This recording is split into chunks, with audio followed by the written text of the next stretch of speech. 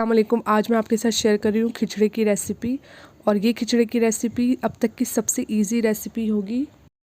अब कभी भी आप खिचड़ा बना सकते हैं और जिसके लिए आपका बहुत ही कम वक्त लगेगा और खाने में भी बहुत मज़ेदार होगा ये।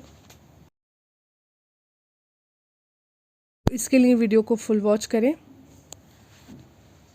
तो उसके लिए मैंने यहाँ पर लिया है 1 कप गेहूँ और 1.5 कप यहाँ पर जौ ले लिए हैं जो बिना छिलकों वाले हैं। इन दोनों को अच्छे से धोकर वॉश कर पानी में डालकर रख दिया है।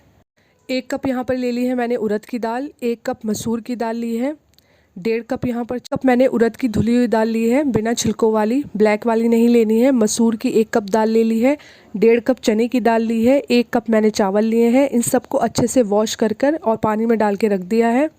अभी इसको भिगोए हुए मुझे 10 से 5 मिनट हुए हैं। सबसे पहले यहाँ पर उड़द की दाल, मसूर की दाल और चावल को मैं पहले बॉईल कर लूँगी और यहाँ पर 2 गिलास पानी डालकर मैं इसको बॉईल करूँगी। इसमें हाफ़ टेबल स्पून हल्दी डालूँगी, हाफ़ टेबल स्पून मैं लाल मिर्च डालकर इसको बॉईल कर लूँगी। अभी नमक यहाँ पर नहीं डालना है। चने की दाल इसमें नहीं डालना है, चने की दाल अलग से बॉईल करनी है क्योंकि उसका बारीक सा एक पेस्ट बनाना है।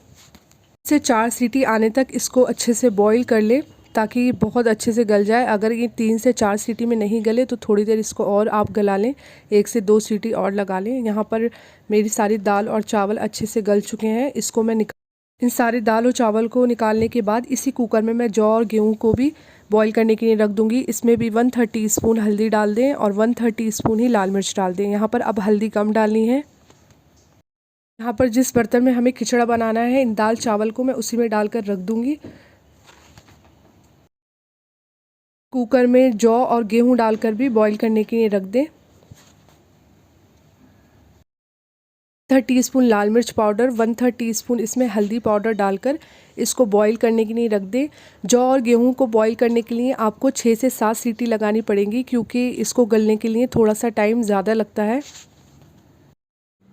दूसरी तरफ मैं तैयार कर लूँगी कोरमा खिचड़े के लिए। इसके लिए मैंने तेल गर्म कर लिया है। कोरमे के लिए यहाँ पर ले लिया है 1.5 कप मैंने तेल, सरसों का तेल लिया है। यहाँ पर आप चाहें रिफाइंड ऑयल ले लें और कोरमे में तेल ज़्यादा जाएगा इसलिए यहाँ पर मैंने 1.5 कप लिया है। उसके बाद इसमें मैं फ्राई कर लूँगी प्याज को। प्याज फ्राई हो गई है अच्छे से और प्याज को यहाँ पर निकाल लेंगे। इसको बाद में पेस्ट बनाकर इस कोरमे में मिलाना है। अब इसी ऑयल में मैं डाल दूँगी मटन। यहाँ पर मैंने 1 kg मटन लिया है, 1 किलो। डाल दूंगी मैं 3 चम्मच अदरक लहसुन का पेस्ट, 3 टेबल स्पून। एक बड़े साइज़ की प्याज कट करके डाल दें या फिर पेस्ट बनाकर डाल दें। मैं यहाँ पर कट करके डाल रही हूँ। नहीं, यहाँ पर मैंने ली है 2 टेबल स्पून लाल मिर्च पाउडर, 1.5 टेबल स्पून मैंने टर्मरिक पाउडर लिया है और 2 टेबल स्पून यहाँ पर कोरिएंडर पाउडर लिया है, धनिया पाउडर। मसालों में यहाँ पर मैंने लिए हैं 2 टुकड़े दालचीनी के, 3 से 4 हरी इलायची, 3 यहाँ पर लौंग लिए हैं और 3 तेज़ पत्ते लिए हैं, बे लीव्स। यहाँ पर हाफ़ टेबल स्पून मैं नमक डाल दूँगी और नमक आप अपने टेस्ट के हिसाब से डालें। और हमें दालों में भी हमें नमक डालना है तो कोरमे में कम ही नमक का इस्तेमाल करें। फिर सारे मसालों को अच्छे से मिलाने के बाद 2 से 3 गिलास इसमें पानी डालकर और गोश्त को गलाने के लिए रख दें। चाहे तो इसको कुकर में डाल के 3 से 4 सीटी लगा लें, उसमें और जल्दी ये गोश्त गलेगा। कवर करके रख दें हाई फ्लेम पर। और गेहूं भी गल चुके हैं और इसको मैंने एक बार मिक्सर में चला लिया है और इन दालों को और जौ और गेहूं को एक साथ मिक्स कर लिया है बर्तन में। सारी दालों में 3 से 4 गिलास पानी मिलाकर इसे पकने के लिए रख दें। इसी कुकर में चने की दाल को भी गलने के लिए रख देंगे। 2 से 3 सीटी लगाकर ये अच्छे से गल जाएगी और इसका बारीक से एक पेस्ट बनाना है। दालों को मैंने मीडियम फ्लेम पर पकने के लिए रख दिया था और यहाँ पर दाल का मैंने पेस्ट बना लिया है चने की दाल का, वो भी मैं इसमें मिक्स कर दूँगी और इसको कम से कम आधे घंटे तक अच्छे से बॉईल आने तक पकाते रहें।